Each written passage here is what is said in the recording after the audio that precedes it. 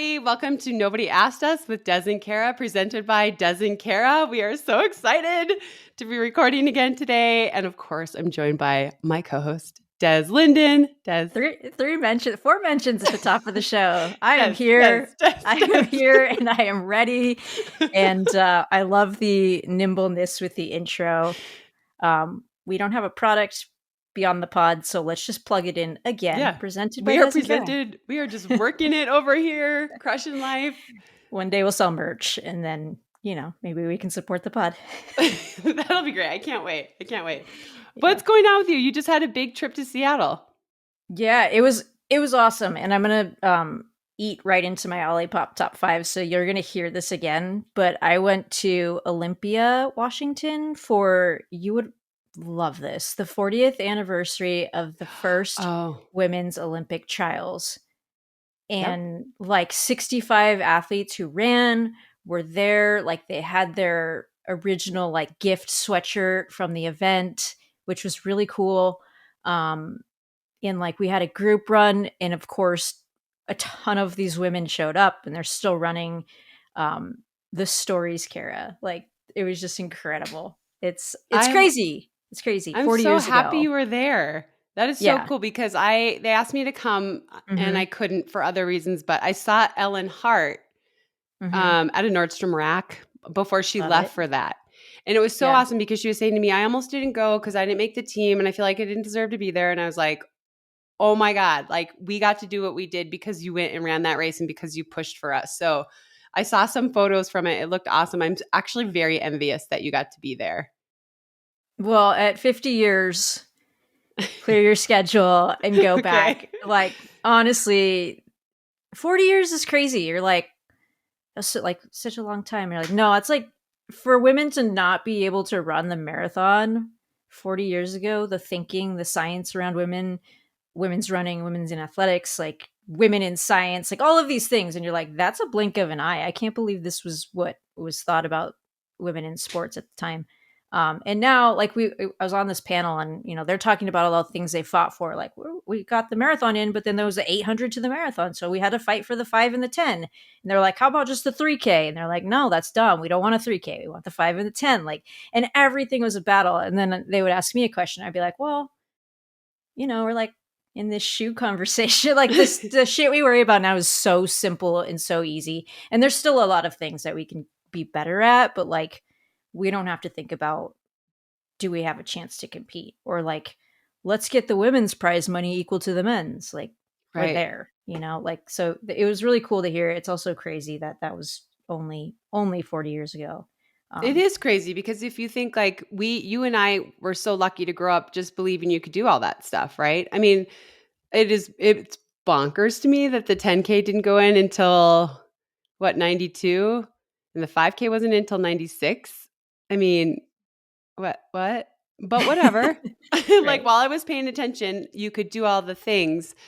And it's crazy to think like that, just that generation above us, like our moms, they had no access to any of that stuff. And it's because of these women, and they just constantly fought. They weren't like, okay, we got the marathon into the Olympics. They're like, now what do we need to do? They just did so much. And I don't think they get enough love. And I'm so glad you went.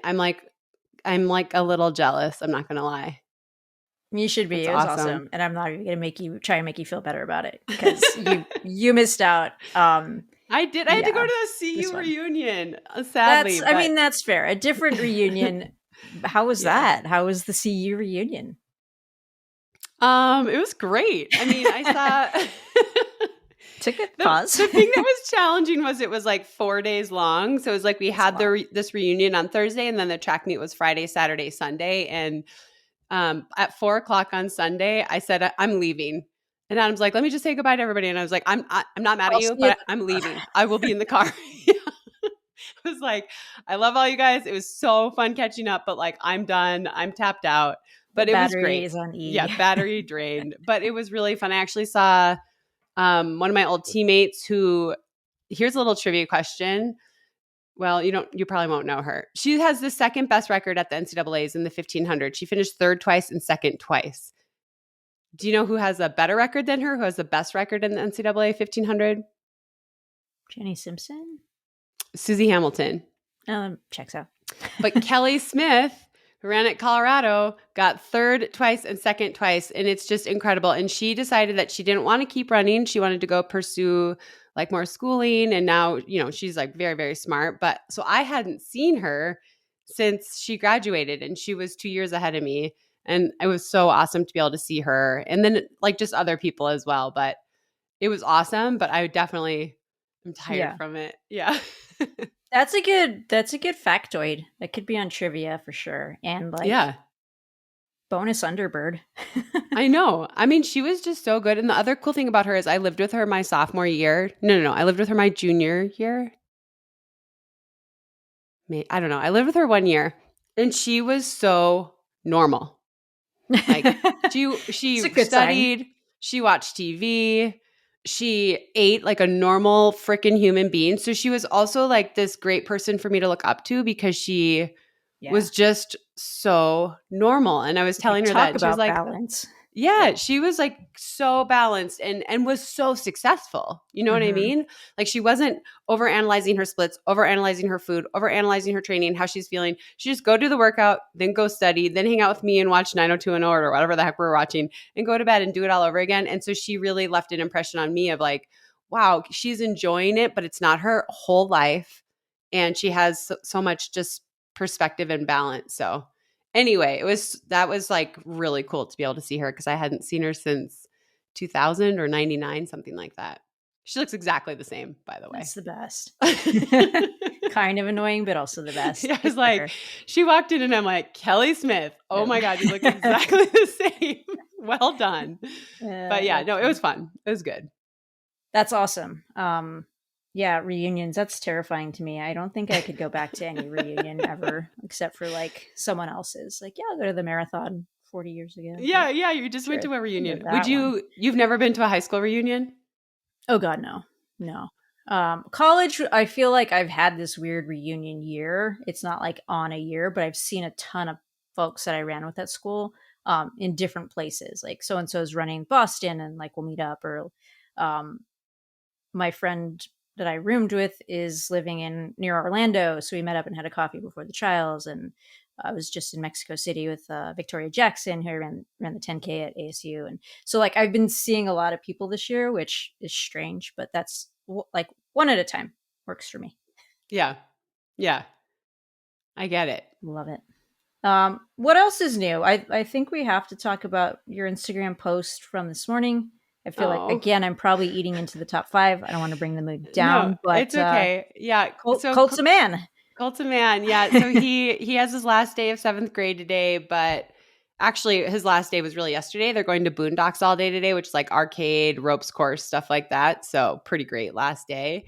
You might have noticed his hair changed because his barber told him that if Colt let him buzz his head, Colt could buzz his head. So I kept telling him, you don't want to do that. But they did. They did it on Saturday. And Colt came home and was like, I hate my hair. And I was like, well, at least it'll grow back quick, But his barber had long hair. I couldn't believe it. And the videos of Colt shaving it, like Colt just went right down the middle. Yeah. I was like, what a good guy. Cause I'd be like, I'd shave Colt's head and then be like, yeah, no, I was joking.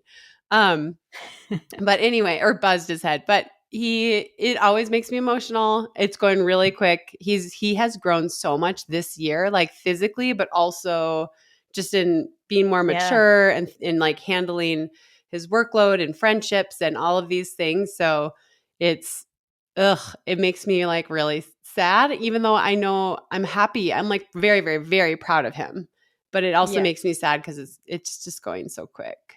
Yeah, that's crazy mixed emotions because it's like, I'm sure you want to savor each time period in his life. Like, no, this was so great. I want it to last forever. Yes. But like the next one's just as amazing. Yeah. Of course, there's all pointing towards the one where he leaves home. I know. Like, and that's the goal, right? The goal is that they leave home and they're confident and they pursue their dreams. But it's if I could just slow it down a little bit, I definitely would. You could like Yeah. hold him back a year, technically. You could slow it down, but I'm not sure that's good Yeah. for him. I don't think he'd like that very much, No, mom. unfortunately. I mean, he's grown so much. I was telling you before the call that he used to have nightmares and he'd come into our room and I sleep by the door and he'd say, "Mom, mom," and wake me up. And that hasn't happened in like 2 years. And he came in this morning because he had a nightmare and he was like, "Mom," and he's so big that I thought it was Adam. Like he's grown so much. And then I like reached over in the bed and felt Adam. And then I was like, "Ah!" It like totally freaked me out because it's like, It's an he's just, adult, another yeah, adult I'm in the like, why room. is there another man in my bedroom? But yeah, he's such a good Uh, kid and he works so hard for his finals. So I'm really proud of him, but I definitely am a little choked up today for sure. yeah, Yeah. understandable. I respect that. Yeah. And then what do you guys have summer vacation plans? Do you want to get into those, or do you just have like you have a ton of stuff on your calendar that I know a few of the things, which is already weird, but like your calendar is just always jam packed.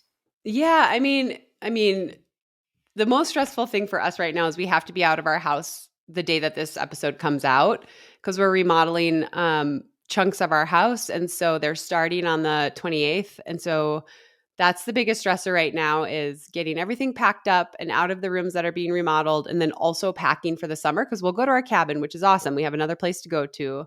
But the next few days are very stressful trying to get everything ready.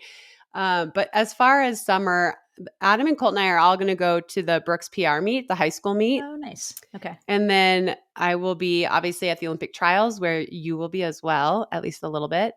And then we'll come back. We usually stay till the second week of August, but we'll come back at more towards the middle and end of July.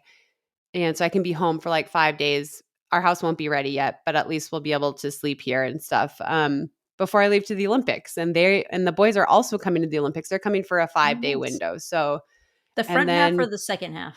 they're coming kind of in the In the middle. middle. They're coming basically the front half because they're coming the 2nd through the 7th Okay. and it goes through the 11th. And they're not, they're staying with me, but we're not Yeah, gonna be yeah. like hanging out, like Right. they know I'm They're gonna doing be their thing. working. Yeah, they're gonna do their thing. They're gonna go to beach volleyball. They're gonna come to the track, and for at least a couple sessions. But they're gonna get to explore and do stuff that I won't be able to do. But I'm glad that they're coming. I think it'll be really cool and a huge, awesome memory for Colt. So Oh it'll be yeah. good. He's gonna Yeah. love that. And I'll text Adam and Yeah. see what they're up to because I'm gonna have nothing but time. Oh, good. I know. I was telling him I got like some email about like Brooks is going to have us set up there. And I was like, well, you guys will get to go and hang out Yeah. and have fun. And like, I will never make it over there, but tell everyone I said hi. All right. But Yeah, no, that's it'll be good. What is your summer looking like? I gotta get in shape in a shape that's less round and more athletic. How much are Um you running right now? not much. Like an hour a day. Oh, okay. Sometimes I'm like I can only fit in 4 Hmm. travel and stuff. But I think that like this was my last. Well, I'll go down to Traverse City today and do some stuff for Bayshore Marathon, and then that's like my last big. I always say that, but that's Right. my And last then, big and then you're thing. like, I'm on a plane. I'm like, where are you Yeah, going I now? know. So I'll do the trials. And I guess whenever we're in the same place, keep an eye out for the socials and announcements and things that might pop up. So I'll be out at the trials for a little bit. I just booked my stuff yesterday. Crazy expensive. I'm flying into Yeah. Portland and driving Yeah. because also like the Eugene portion, I'm just like I don't want to deal with that airport. Um, and then I'll be in Paris as well, doing stuff with Brooks. And I Yeah. think that's all I have on my plate. I'm I know. sure something will come up. I wish we could say something about the trials, but I guess we'll wait till we have final information. I like just tease it. Just Yeah. keep an eye on the socials. Listen to the pod. Don't stop listening to the pod, and you'll get the information at some point. Right. How's that? That's good. Okay. Should All we dive right. into our topics? Are you ready? Are you ready for this? Dun, dun, dun, dun, dun, dun, dun, dun, dun. Yes, Grizzly Diddy, I'm ready. Grizzly Ditty. That is a Grizzly Ditty. Um, I don't even know what to say with that. The topics are so heavy, and you just were like, they're really not that heavy. I think that they're they're a little just, heavy. they can be. I think we're going Yeah. to behave ourselves Yeah. and just point again. I think at what I like to think what we do that other folks don't have the space to do is put a larger picture out in front of maybe a story that was really tight, and you have character count and word count spaces you have to deal with and things like that. So with that, do you want to intro it? No, I was just I going feel to like it's say a big that we're moment. going to talk. We have a few topics to talk about. And one of the things that I really appreciate with our friendship is that you always like, I'll read the article and I'm like, okay, whatever. And then you'll give me your perspective and it really makes me think deeper into the issue. And I think that's what you're basically saying. We just want to talk about these on a deeper level. So what topic do you want to hit first? I think we have to go with, because right now it feels like let's beat up the BAA because it's Okay. fun. Like they're a punching bag right now. So let's talk about this. Um, Buzunesh Deba had not received her payment from her prize money after Rita Jeptu won the marathon in, I think that was 2014. 14. So Mm-hmm. she had an article come out right before this year's marathon in the Wall Street Journal, and it was like, "Hey, I would like to get my money back. I still haven't gotten anything." Um, and then there was a follow up. Do you want to talk about Right. the follow Well, up? I want to say that I shared that article because I wanted people to see how dopers steal money and how it affects people long term. What I didn't see happening was the BAA being attacked because they are actually not the problem here. And so I felt bad that I shared that article, even though I thought the article was good. But there's a lot of reasons why I want to defend the BAA here, but we'll get into it. But yes, so essentially she got her second place prize money that day, but obviously when Jep 2 was disqualified, she became the Boston Marathon champion. And I don't even know how to say this, but someone not the BAA, but a businessman came in and gave her the $75,000, right? Yeah. So The this difference follow in the up pay. article, someone read the original article from Wall Street Journal and was like, "Wow, this is terrible. I can't believe the organization wouldn't just pay her. I will pay her. Wrote a check. Here's your money." And she was super grateful. And Mhm. he cut her a very nice check that the BAA has been unable to do up to this point. So why is everyone Adam's like, "Can I come in?" She says, "You want to weigh in?" um Here, I'm just going to give you like my quick take and we'll get into it deeper Yeah. with your take too. This is a huge problem in all of our events. It's not just this one Boston Marathon. It is track races, it is road races, it's marathon races, it's 5Ks, 10Ks on the roads. It's all races, right? If you think about Lilia Shubakova, she won everything you could imagine in the marathon. She was a Russian, and then we found out she had been doping. She had, set women only world records. She won Chicago multiple times. And all the people behind her got screwed. They should have been moved up a place. I think about myself in the Olympics or myself at World Championships or myself in Boston races where people have been disqualified. I mean, Rita Jeptu won in 2013, right? So I just the problem is that the money is allocated. They do the drug testing there, and then the money is allocated.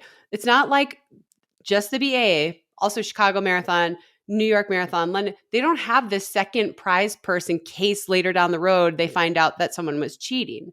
And if you're going to argue that she deserves the money, which I agree she deserves the money. It's not that I don't think she deserves the money, but it's like, where's the cutoff then? Do you go all the way down through 10th? And where does that money come from?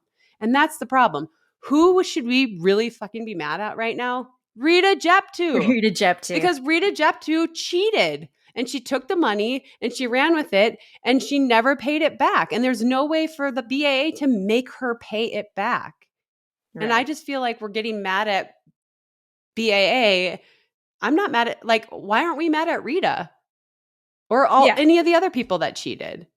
Right. I think we've lost sight of the bad guy. And it's not that the BAA didn't pay folks money, they did. It's just the money they paid to the winner is now like she stole from Mm-hmm. them, and thus it trickles down. And it, what is the cutoff? 10th? No, actually you have to go to 11 because now she's 10. And I guess there's a few things I would want to point out. One, this was an out of comp positive. So she was actually, I think, busted in around September. Boston's in April. She's trains all summer. She's signed up for Chicago, I think, in the fall. Like, she's getting ready to compete again.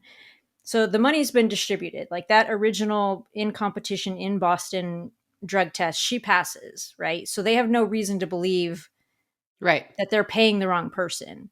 And then in September, she gets this bust. And, I don't know what the entity is. Is it USADA? Is it WADA? I guess it would be WADA. Or is it World Athletics? Like, who then says, hey, we need to go back and like retroactively strip these results? And then what responsibility do they have in helping pay back the money that's been taken from the other athletes? Is it Mm-hmm. just the BAA? Is it this entity? And then another thing that I think is really interesting is World Athletics has these label races, right? And I don't think these were the case at the time, but if you want to be a platinum label race, and that's the biggest, label, so you can earn the points for World Athletics rankings, yada yada. Like, I think hundreds of thousands of dollars. It might be, maybe it's like 75 grand. I don't know. There's a good chunk of money you pay in for that. And then you have to compile your elite field in a way that satisfies these World Athletic standards to be ranked as this. So now your pool of athletes that you can even pick from Mm. is really tight because they have to be ranked. So if you're looking at that field and you're like, I don't trust 60% of these people, but we have to be a platinum race because we want athletes to be able to come here to qualify for other events, Olympics, world championships, whatever. Like, do they not have any responsibility in adding the platinum tag to then help the race repay these things? I mean, I don't know. It gets complex, but I have a lot of gripes with it. Do you want to jump in Yeah. for any more? No, I mean, I think that's a really good point. It's just, why is it only on that race that did the drug testing necessary before they even allocated the prize money? Why is it on them? What would you say to people? Because a lot of people said to me, well, it's not like they don't have the money. I mean, look, you can do it for optics for sure, but like, at what point? There's always one more person. Hmm. So I guess, I guarantee this has been done. They've found out every race they've ever hosted where they've given prize money and figured out every dollar amount that they would owe to make this right to everyone across the board. Right. And I don't know what it is. I'm sure it's really high because this just part of the sport is people are going to get busted. And could they pay that off? Probably. Does that fix the problem? Not Right. not really. It's just a thing for optics, right? Like, okay, the people in the Wall Street Journal have a better article to write. Hooray, you're heroes. But like, did we fix the problem or did we make the problem in the future even more expensive? Because I Hmm. would go back and give another example of, like, I think I have a runner up finish in Chicago. And one person was banned and then stripped of their title, and then 2 years later someone else was like, I finished fourth, I think, maybe fifth. That wasn't so how long? Like, is there any limitations on like when you owe and when you don't? And even with like an insurance policy, like, I think that that's probably smart. Like, you should probably have some form of insurance policy on it. um I'm like a schemer, and I was like, you could do a get rich quick thing where like you sold athletes insurance for $20 a month to help them recoup their prize money. Like, you can, if a cheater wins your race, you can go and we'll pay you back. Um, but like 99% of athletes would never need it, but you'd be like, well, $20 a month. Like, why Right. wouldn't you? And I was like, Yeah. this is like an agent taking 15% off of published prize money. Mhm. It's just a scam. But I don't know what an insurance policy would be for these World Marathon majors, and then like how many times can you tap into it before it gets insanely expensive, or they're just like, we just can't insure this anymore. Right. I took a veer off course on that answer. No, I like it. That's a Des Linden brain. Like we just got to watch it happen in real life. The I'm a way your brain schemer. works. But I think, like you said at the very beginning, we've lost the plot. We should be more angry that people are cheating, and we should be happy that they're getting caught. And Right. she says she doesn't have the money anymore. What about her agent that took 15% of that, or maybe even 20%? Who knows? Like they're just off the hook. So we're just mad at the BAA in this one particular situation. And then, of course, I think she deserves the money. Of course, you do too. We believe there's money we deserve from races past, and I don't even believe it. I know it. We Right. know it, 100%. right? So we're not saying like we don't want her to have the money, but what's tricky is like, I mean, this guy just coming in out of nowhere and being like, "Oh, I'm the hero. I'm gonna pay her." And but what about everybody else? And what about like who deserves it more than anyone, right? Right. I mean, everybody deserves it because everybody went out there and performed on that day and got robbed. But why does one person deserve to have it paid to them and not someone else? Well, I also think what was a little frustrating, and I know, like, I understand that this is a very generous gesture, but like to not like really unravel how much money is at stake, and like we talked about this just before. It's like coming in and paying for the appetizer and being like, I bought the meal. Like, well, you didn't get the whole bill for the meal. Like, you just got like a tiny little, like you don't get to take credit for buying dinner for everyone. Like, there's a lot more to this. There's a lot more layers to this. And also, on top of it, like, the World Marathon Majors put a ton of money into anti doping. Mm-hmm. Like, they set aside money, and like not a lot of people are interested in catching cheats because it's really expensive, and they want their races to be clean. And you're right, like this should be a victory for clean sport. And now here we are, like throwing egg in the face of the BAA. Like, how could you not pay her? So like, what now? You got to ask yourself, like, would you want to continue investing in clean sport if you catch someone and this is how you're treated? Like, I don't know. Do you have any thoughts on that? Like, what's the price where it's like it's too expensive to start catching, like to worry about catching cheaters? Well, it's almost like it's more of a hassle to catch someone, Right. right? It'd be easier if she just got to keep her prize money and her title and we can just move forward. It's almost like, this was 10 years ago. And I'm not saying, I just like want to keep emphasizing, we're not saying we don't think she got screwed. We do think she got screwed, but we're getting hung up on this one case. And in this situation, minus her not getting her right prize money, like Rita Jeptu testing positive and getting her results taken out, that was the right thing. The right thing happened. And it didn't happen in the moment, and that sucks, but it happened in the long run. And just what you said, World Marathon Majors has put a lot of money into drug testing. Does that mean that every race we see is clean? Obviously not. There's constantly people being disqualified, but that's the process. And that's what we want. I mean, Right. the more that we can catch big names and take them out, the better job we're doing. But that costs money too. No one's just like giving up their blood and urine. Oh yeah, just for fun. Let me pay for that drug. Here's $1,000. Test me. That's not what Right. happens. So yeah, it's like if we only focus on the people who lost the prize money, I think that's powerful because it makes people realize what a big problem we have. But if we're angry about it, then what's the motivation to keep testing people? It honestly is easier to just be like, just let them race. And that's not what we That's want. that's my fear, right? Like, this comes out of it, and even if they do go get the money, it's like, yeah, they can pay for it. Like, they have the money just for the optics. They should just clean it up. Like, well, now, like, I don't know, clean sport gets really expensive. I mean, she was a defending champ. Like, what do you think her appearance was? Like, how much money is that? Like, Lot. we're seeing Right. a That's the other thing. sliver. You're right. So it's like, it's not even that. It's the appearance fee too that wouldn't have happened.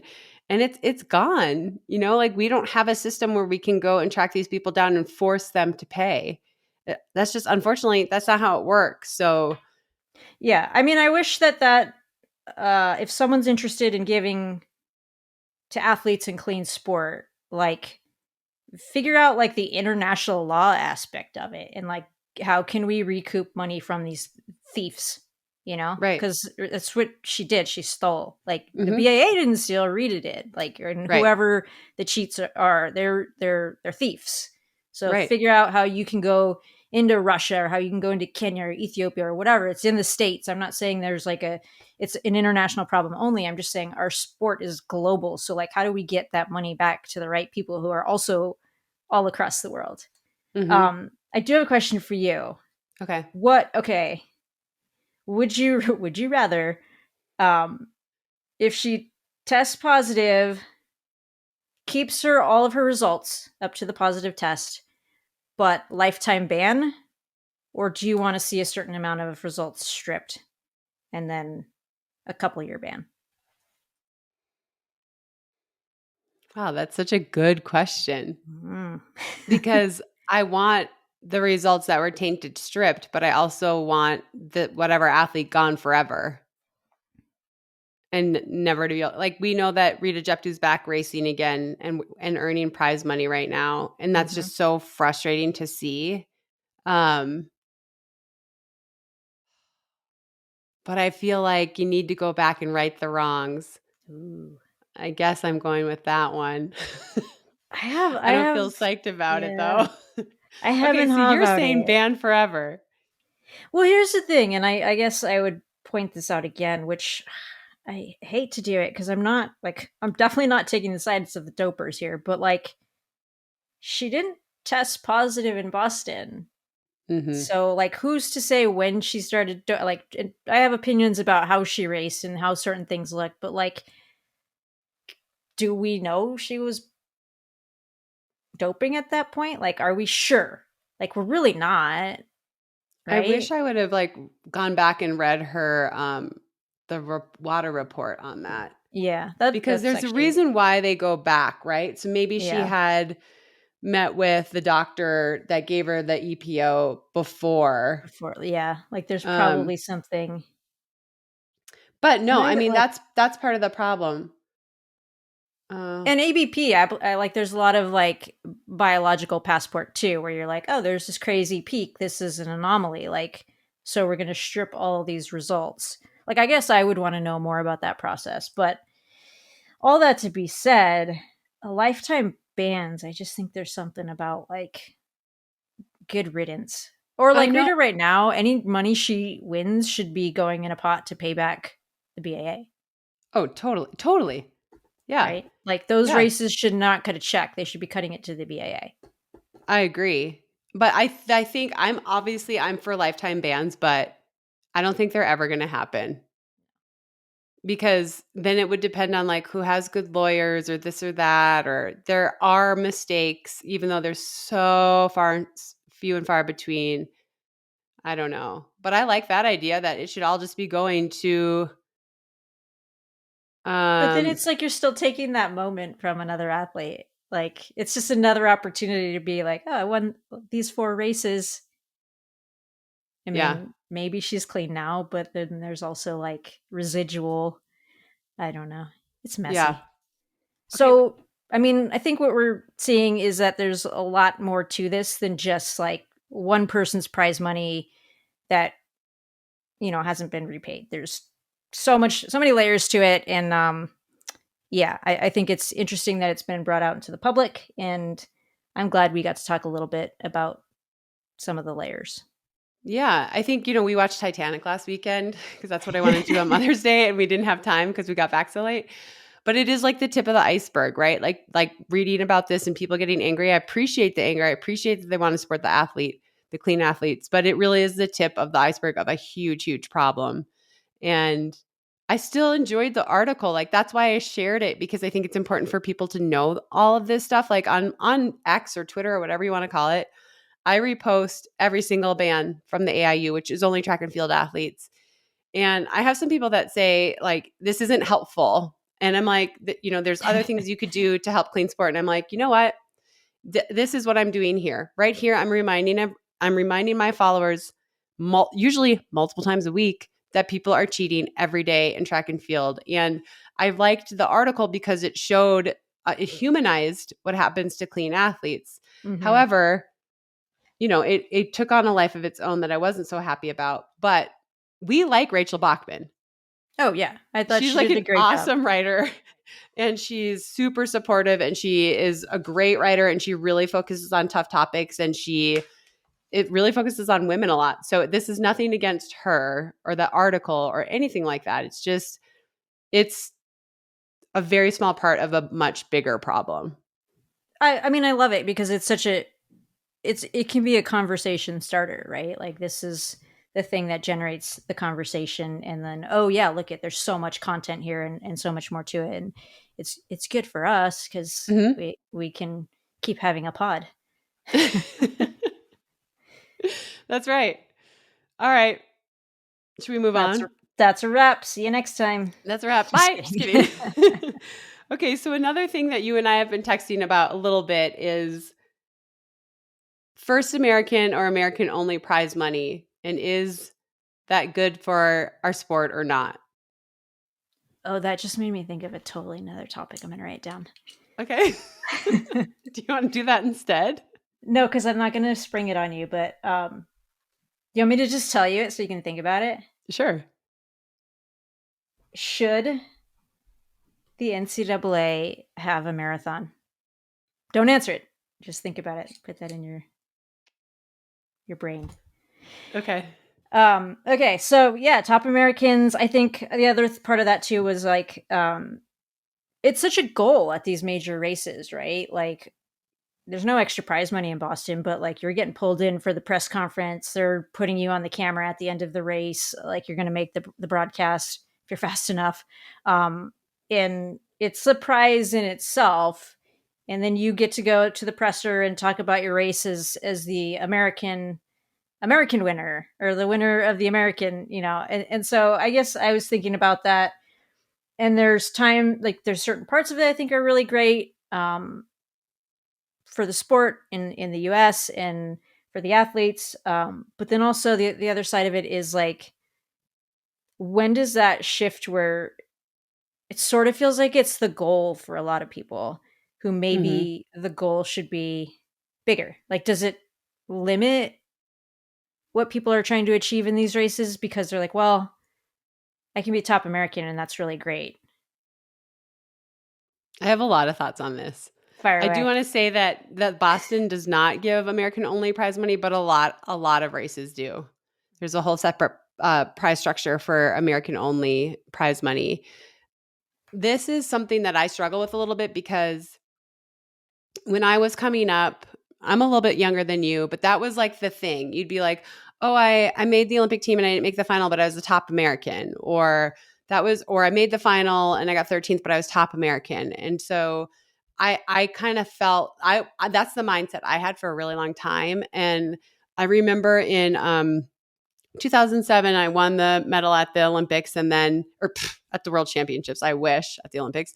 I won the medal at the World Championships. And then I had two more races. And I went to Italy to run a 3,000. And I wanted to run under 840. I felt like I was capable of running under 840. And as soon as the pacemaker dropped out, the pace slowed. So I went to the front and I just hammered because I was like, I need to keep this at 60 whatevers because I want to run under 840.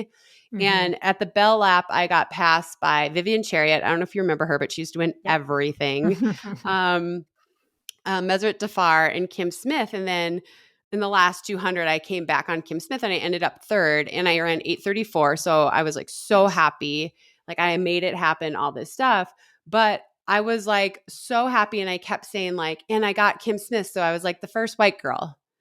And I remember this sort of shift because that's how we had talked about things in the Oregon Project, like first American, first whatever. But after that race, Alberta was like, I don't want you to think like that anymore. I think it's holding you back. Like maybe you could have still won this race if you weren't worried about just being the first white person or whatever. This is making me sound so racist, by the way, but um, it is a thing. It's like, well, I was the first white person, so I'm doing something right. Anyway, it really changed the way I started to think about things. But that doesn't mean that I didn't take advantage of the American only at places like New York or things like that. So I think it's complicated because you have to sort of get to this level, but then to really break through to the next level, you can't be like, "Oh, I'm the first American." You have to believe that you can be with whoever the best is, whether they're Americans or not.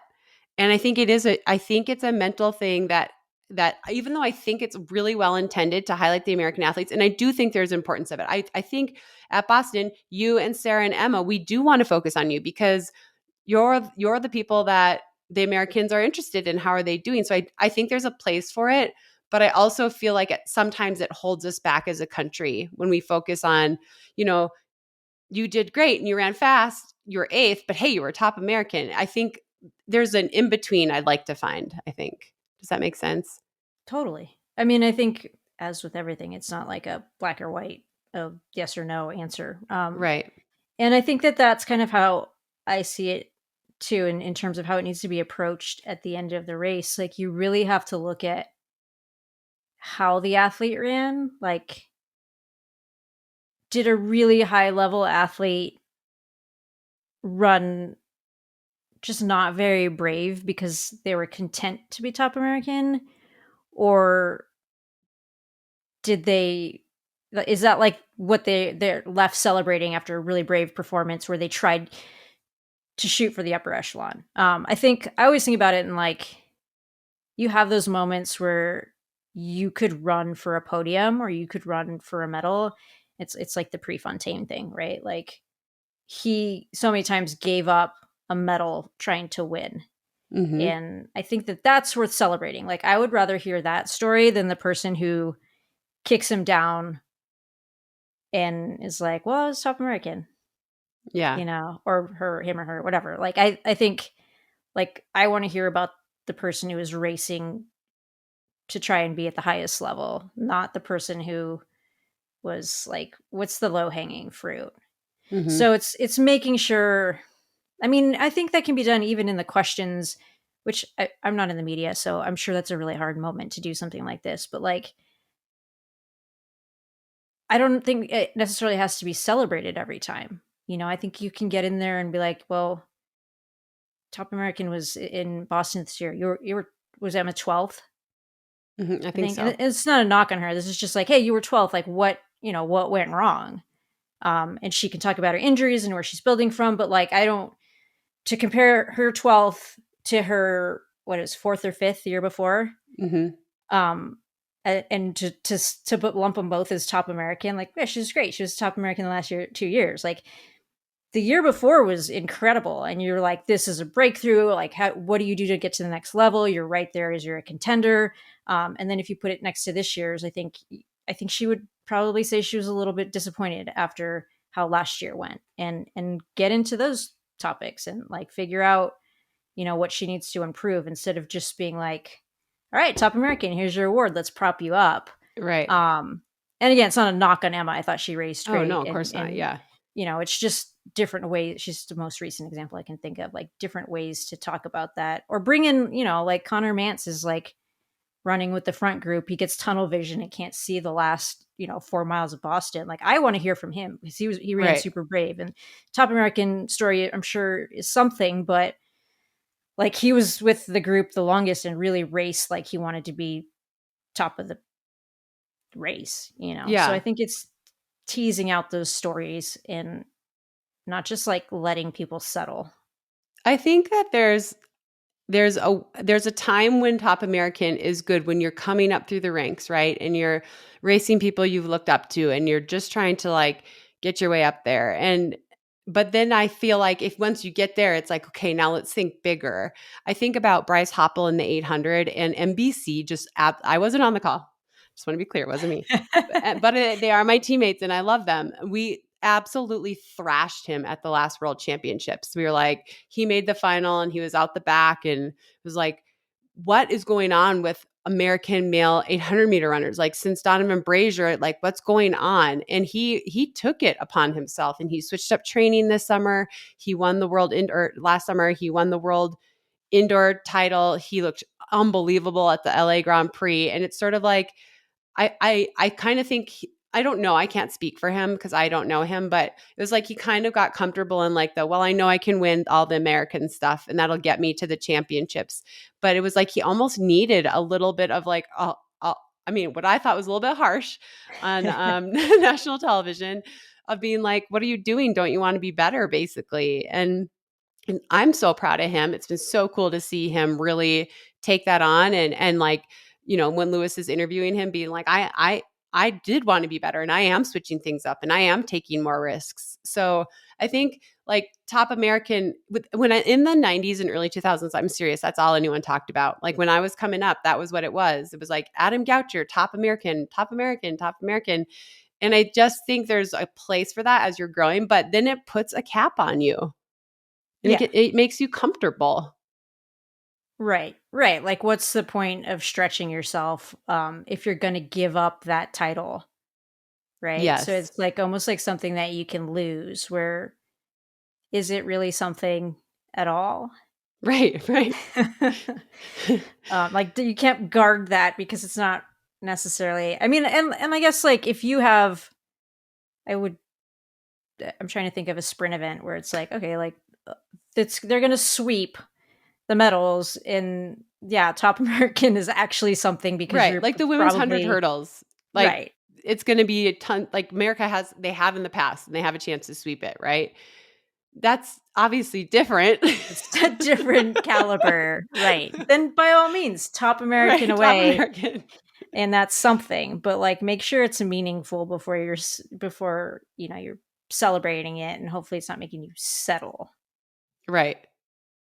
So I think we have to be careful of that. I do too. Is there anything else to add on that?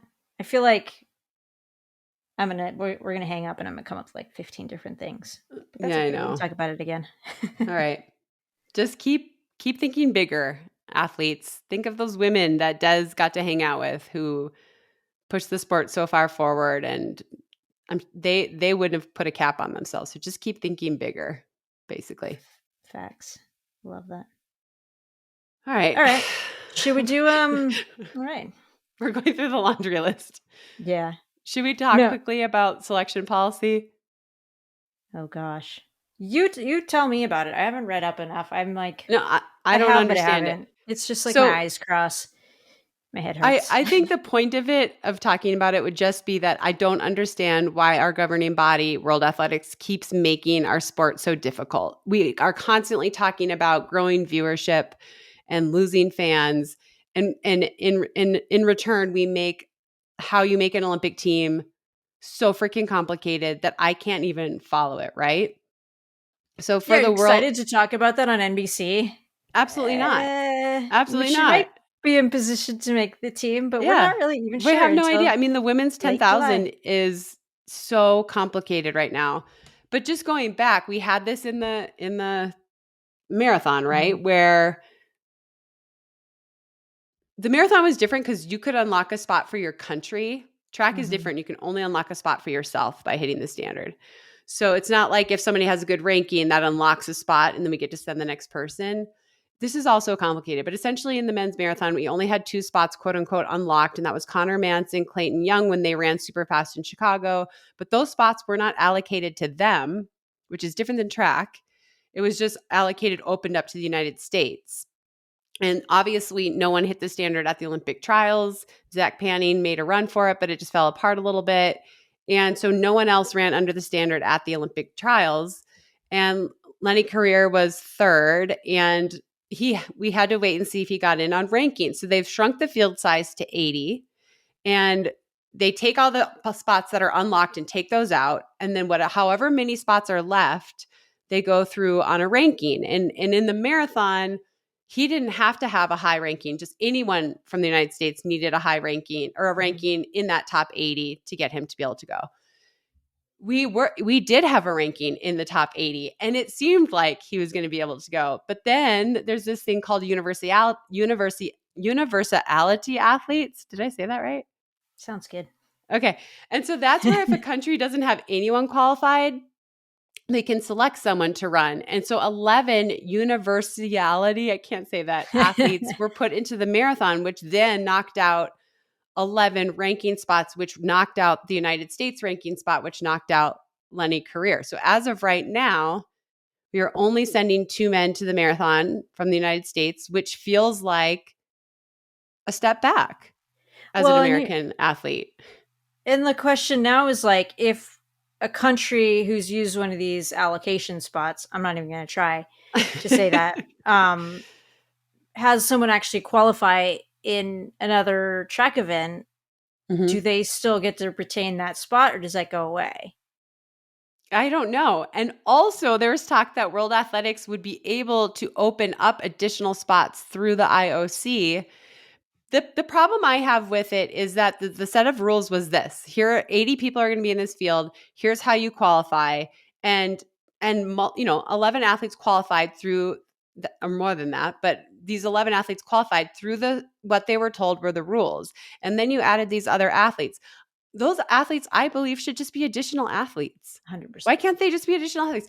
It's an open road. So what if they have 91 people out there? What are we even talking about here?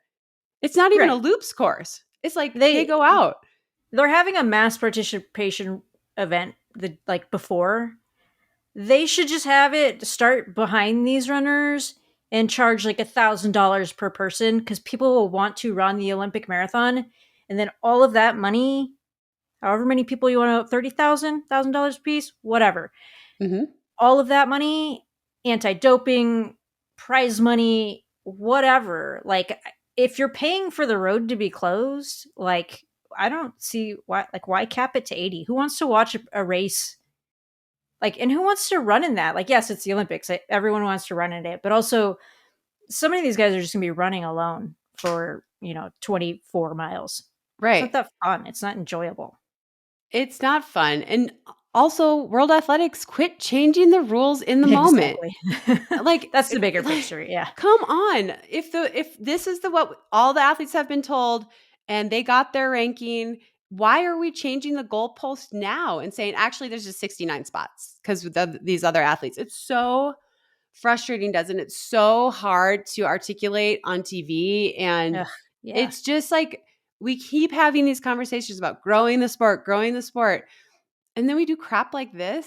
It's like, I can't even explain it to you. So the women's 10,000 is just nuttier, right? So on the track, apparently you have to run the time, or you can qualify by ranking, but that doesn't unlock a spot for the country. It only unlocks a spot for you. So right now we only have 2 women with the standard, which is Wayne Kalati and Alicia Munson. Alicia Munson has announced that she's done for the year. She had a root meniscus tear. We don't an article came out that was like breaking it all down. Could so-and-so make it based on ranking, based on this? And it's so complicated. And like, it could be that we just send one woman to the Olympics in the 10,000. And that makes me so depressed. The 10,000 specifically, because we have won medals in that event. I've won a medal. Shalane won a medal, and not at the Olympics, but at that level. Emily Enfeld won a medal. Molly Huddle's been right there. This is an event that the United States women have done very, very well in. And to think we might not send a full team, it makes me so sad. And I don't understand what's happening. I mean, I know that the time has gotten so hard. It's 30-40, which is extremely difficult. But apparently the ranking is extremely hard too. And it's like, what are we doing? Why are we doing it this way? The United States loves to have the system of the first 3 across the line go within reason. You hit certain standards and stuff. Why are World Athletics messing that up for us? Right. It just kills the excitement of the trials. Like, I can't talk to you about who's making the team because we're not going to know for another 3 weeks. Right. Right. Like, why are we having this race? So why are we calling it the trials? It's not. It's not the trials anymore. It's just like, I don't know. I think big fumbles across the board with World Athletics in terms of the rankings, the times, the whole system needs a big shakeup and needs to be revamped because going back to the marathon, it was like we want 50% from the time and we want 50% from the rankings. And like right now, as it stands, 0 from the rankings, right? Mm-hmm. Not a single Right. person is going to be picked from the rankings. So your system has failed. Like that was, you Right. didn't accomplish your goal. That being said, what's going to happen? What's going to happen is how much faster is that time going to get? Oh, did you? Crazy, right? I heard that it's going down to 206 for men Okay. and 223 for women next year. Sounds right. Right. If That's you what want Amy the Begley said on a 50-50, podcast. if you want the 50-50, there's got to be a massive swing. So that checks out completely. And then like we still don't understand the rankings completely. And then there's always this option that your ranking might not really matter at the end of the day anyways, because oh, there's these other athletes from this other clause, whatever. It's such Uh a cluster. Disaster. And so track, I mean, to not be able to unlock those for the country, it really makes the trials like if you don't have 3 people with the standard, they should just select. So what if you were Alicia Munson and nobody else was going to get in on ranking and no one else got the time? I mean, they had a 10,000 at Sound. They had people went to the night of the 10,000s over in Europe. We haven't gotten anyone else in the United States to get the time. Although Fiona O'Keefe, I believe that her ranking might be good enough, which would be interesting since she won the Yeah. marathon trials, and then she could potentially run the 10 and the marathon at the Olympic Games. But let's just say no one else gets the ranking except for Wayne Colati has the time and Fiona O'Keefe has the ranking. If you're Alicia Munson, do you just go walk it Well, I to guess make yourself a two-time Olympian? my question would be, does like she doesn't have to qualify via the trials for any purpose whatsoever, right? Like No, you have not IOC, like but for USATF to name her to the yes. team. For So like USATF, she has to participate at the Olympic trials. I just feel like that's a conversation that USATF should have after, right? Like no one else is qualified. We only have like Alicia, we're going to offer you the spot if you want to go. They shouldn't make her do that. I Yeah. mean, that's my I mean, take. I don't even But know if she would be interested, right? Like I right, know that she had a massive surgery and stuff. right. So um I just hate that it makes me feel like I know that this isn't true because I follow the sport and I see the times. But when I have to talk to NBC about who I think is going to be on the team, it makes me feel like we've taken a step back. And I hate it. I hate it for the athletes right now because they're training so hard. They're racing fast. They're doing amazing things. And it's like, oh, well, but you're not good enough to become an Olympian. It's really frustrating. And it makes me really sad. It's like, we have so much talent and it shouldn't be this tricky for our talent to make an Olympic team. Yeah. Well, blame Super Shoes. I mean, that's a huge part of it, right? I mean, obviously, we can go down that real quick, which is just that the times are based on aggregate times or like overall times of the years prior. So, like for instance, Amy Begley said that the marathon times for World Champs 2025 are going from 208 for men to 206. And for women, it was like what, 227, I think. Yeah, And sounds now right. and now down to 223. I mean, but also times are getting faster because of Adapt or die. technology and stuff, right? So it's yeah, adapt or die. I don't know, it's just this weird stage. I remember when I was younger, I think we only sent one man in the marathon, and I remember thinking like reading articles about what a big deal this was and how did this happen and we can't let this happen again. And now we're potentially faced with the same situation, but I don't feel like our athletes have slacked. I don't feel like they haven't tried. I feel like they're trying in the system that they have. Okay, you're That's it. giving a I don't face. know.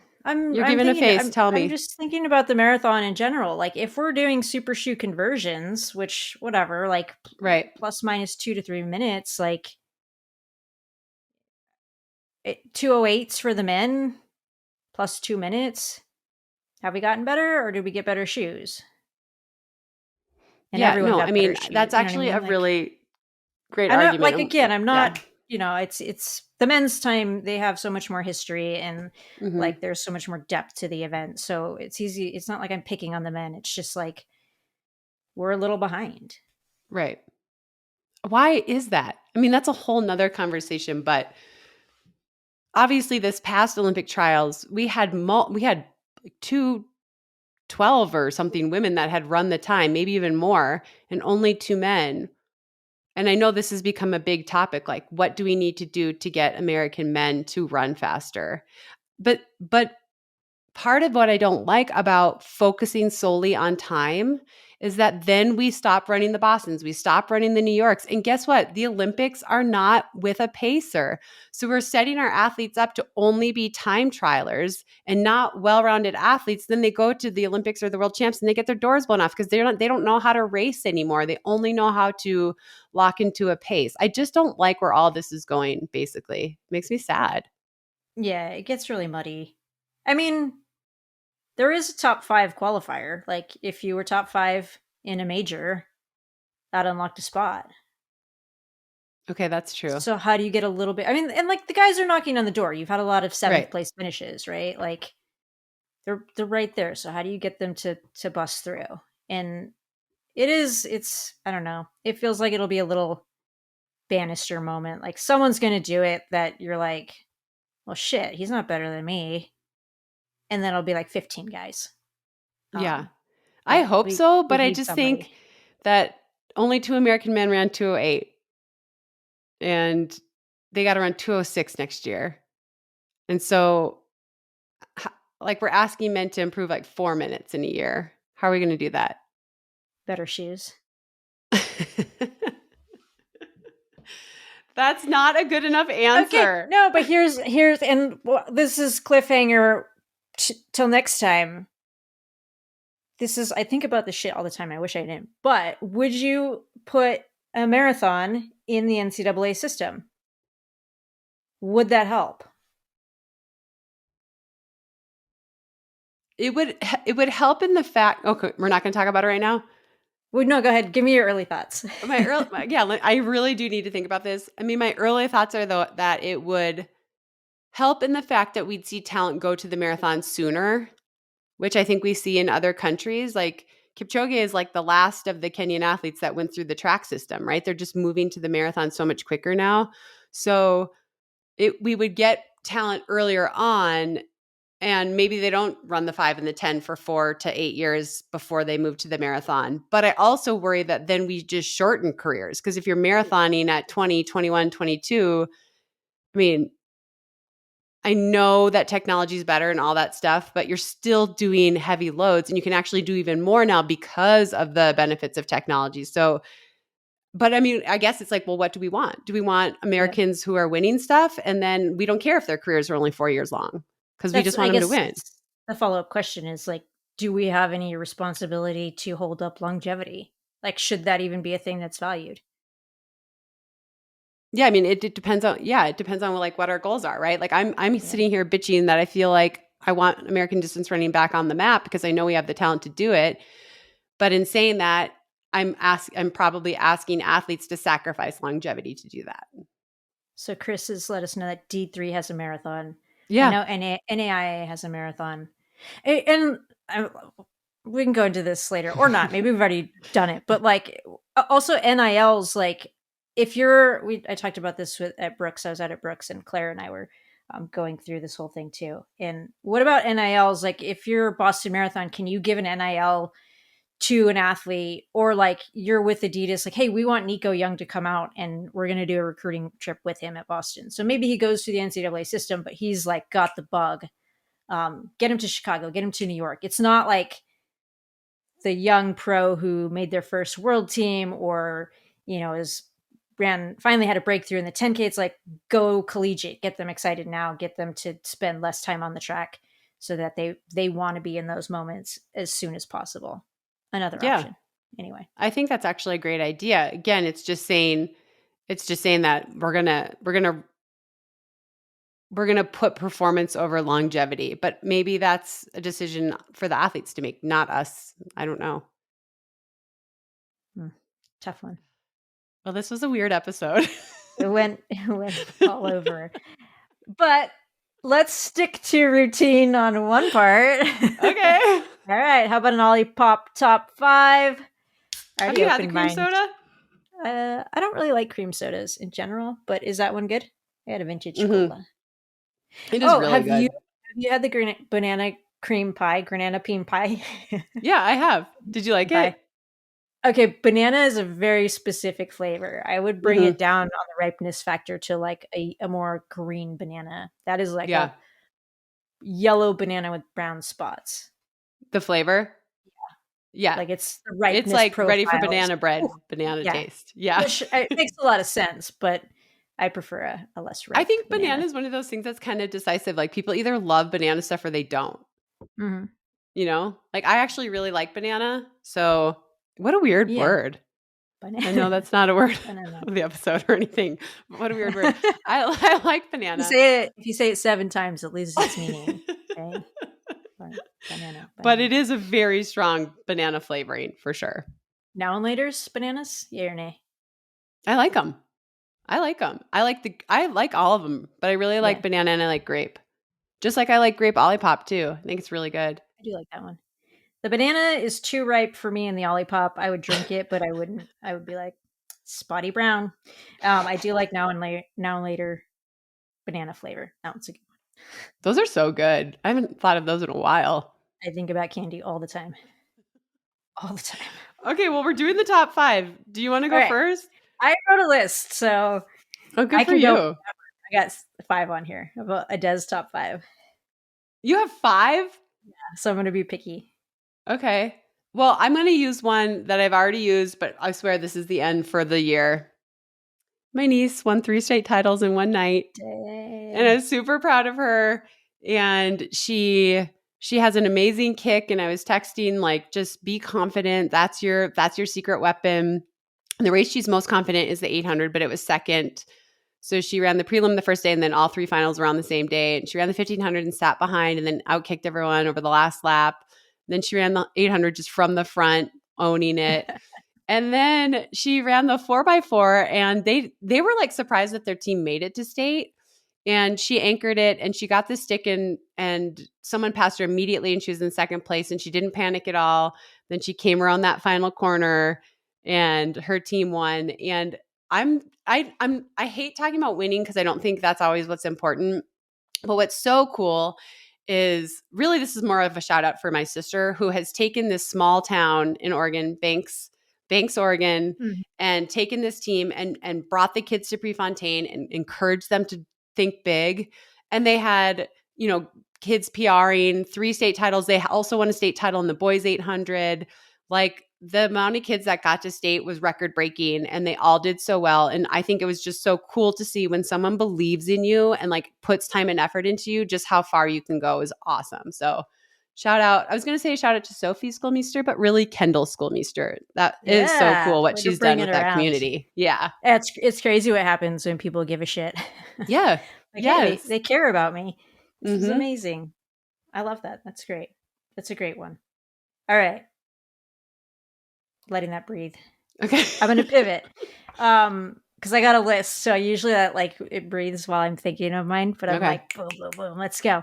I've narrowed it down. I'm gonna go with Clayton Young's YouTube channel. He's putting out all these cool videos about his preparation for the marathon in Paris, and it's great behind the scenes. Um, they drive me crazy in terms of like how the training dynamic works.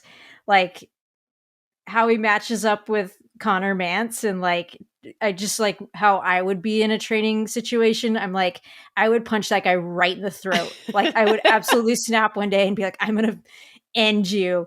But Clayton's like he's so cool. He's just like it's fine. I'm coming around. He has this like great positive mindset. But the whole thing is awesome. People should go to his channel and check it out and support your US marathon Olympian by watching. That's awesome. I love that one. Why don't you do another one since you have so many Okay. on deck? All right. Okay. I'm gonna go with Welcome to Wrexham. Have you watched that show? No. Welcome to Wrexham, number 3 for the day. It's a show about a soccer team in Wrexham. I think it's Welsh. They're in Wales, and it's like this sort of um, just a ragtag group that gets bought out by Ryan Reynolds and Oh, cool. the Rob. I don't know how to say his last name, but he's from Always Sunny in Philadelphia. And they put all this money into the team, and they're just trying to help him build and like get back into the Premier Leagues in soccer. And it's really well done. I watch it, and it's just so fun to be a fan. Like I love to play games and sports, and obviously like being the athlete, but like to be a fan and like to create that connection with a place and like feel like identity wrapped up in your fandom. Like it's just so much more than just like watching a game. It's like it's who you are, and there's so much pride there. And like you know, you can see it in these stories. Like these people like live for this team. Like the athletes care a lot, but the people that are from the town, it's who they are. Yeah. And it's really great storytelling. Everyone should watch it. I think it's on Hulu. We literally Okay. we signed up for Hulu just to get to watch it, and We it's might have paid to off. do that because we canceled ours, but that sounds like a great family Yeah. show. Is there a lot of, is it like family friendly? I mean, your family, Yeah. I you mean, guys, we cuss you a guys lot. curse So on the don't worry. regs, Yeah. but like Like, I'm not there's worried about nothing. language at all. Okay. Cool. Okay. That's a good one. Okay, this is kind of a random one, but I'm gonna go with just Ellie St. Pierre, period, Oh, I like that. because she opened up her outdoor season running 14:34, a massive personal best, just totally on top of her. The whole race, she was on top of everything. You knew she was just going to close it out so fast. And this episode will come out after Prefontaine Classic, but she's running the 1500 there, and it's just really cool to see her just really coming into her own and believing that she's as good as anybody else. And so Yeah. the hard part for her is now, what will she run at the trials? What event does she think she has the best chance to medal in? Because right now it looks like, you know, she could potentially be a medal winner in the 5 or the 15, but it's just been cool to see her come into her own and just really believe and race with that sort of confidence of, I can run with anybody. It's been awesome to see. Yeah. I mean, what a great problem to have. I don't Right, know which right. event I'm gonna medal in, this one or this one. Yeah, and just the comeback, it's amazing. So I think her trajectory is just gonna like it's onward, upward for her. So that'll Yeah. be exciting to watch. Okay. Okay, take us home. All right. Okay. Do you want? I'm not gonna go with the Olympia event because we already talked about that. But a little nod. Okay. Uh, do you want an event or a person? I want you to do them both now. All right, I'll do them both. Okay. We went top 4 last time. We'll go top 6 this time. Olipop, we're changing the rules, but stick with us, please. All right, so I'll go with the event first. Prefontaine 1500-meter men's race is in my top 5 because it's a preview to the Olympic final. And this never happens in track. Like we just rambled No. about all this stuff that's like problematic and it needs to change and yada yada. And now we have like the best guys not dodging each other. They're ready, they're fit. Um, and it's like it's amazing preview before the main event. And this is how you get people excited about track. We've been texting about this like already this week. Like someone's like Ingebrigtsen's coming from here, careers over here. Like their schedules are all a little different, like how they are in their builds. But who cares? Like we I get to know. see them race. This It's going to be never amazing, happens. It right? never happens where everybody who could make the Olympic final will go and race each other ahead of time. It never happens. Even in the sprints, like someone is waiting. They don't want to lose to someone. They don't want to give them that, or they don't want to risk it. I mean, well done to the organization at Prefontaine, because you got the Bowerman Mile is going to be absolutely unbelievable. And this is what the sport needs. It's so exciting. I'm totally here for that. And well done to the athletes. Like Yes. we're going to go. I don't care. Like I don't care about like any mental games, any money situation. Like I'm just going to race these guys. Like let's effing go. And yeah, more to that. I'll do it again. Yes. Maybe I should have ended with that one, but this one's special to me. This is number 6. I just came back from Brooks and spent a lot of time there in meetings and stuff, and is really productive. Got a lot of stuff done. But Clara Nichols from Brooks is a podcast listener. She organizes it all. She's in Brooks Sports Marketing, and sets up all the meetings, picks us up, make sure we are places on time, fed, get training in. And she's doing all this stuff. And then she left, I believe, today to go to Ottawa. I feel like someone, it was Chris who out of Canada that he mentioned the spot Yeah. for vacation. So now I'm mixing. I think she's going to Ottawa and racing her first marathon. So she, Oh, after taking cool. care of athletes, she's going to go off and race, and then she's going to come back and put on the Brooks PR event. So like whirlwind stretch for her. And I don't know if you've met Clara, but you're going to love her. You'll see her at Brooks PR. And that event is definitely worth watching as well. That's June 12th. I don't know what the day is. I think It's it's a June 12th. Wednesday. It's June Yeah. 12th. Yep. So we'll hopefully get some details up somehow on that with Instagram, Twitter, and maybe another pod. I don't even know. So she's got a couple jam-packed weeks. And so good luck to Clara in her marathon. We'll know results by the time this posts. And it's exciting. She gets to debut. That's fun. That's awesome. Go, Clara. And I'm going to say one more thing, and we can weigh in on this if you'd like, but no worries if you don't want to. I really need to go find a peaches and cream because we talked about banana, but the peaches and cream is The out Barbie. there. I don't care about the Barbie. I care about the peaches and cream. I'm sure the Barbie flavor, I don't know what it adds. Like a Barbie is peaches and cream. of plastic. Yeah. Okay. So the can I'm sure is cool too, but I want to go find that. And if you're interested in Olipop, use code Nobody Asked Us on the link in the show notes. And that proves that you support the pod. Yes, this is important because we know you guys have been buying Olipop because you message us all the time on Instagram and we love you for that. But now if you buy it online, Nobody Asked Us, show It's Olipop. 15% right? discount. That's awesome. And post it. We'll share it. And it really makes Wendy Phillips upset. So I'm here to post everything I can to upset Wendy Phillips. We're in a battle in the DMs. I might have to unblock her just so I can hear what she has to say lately.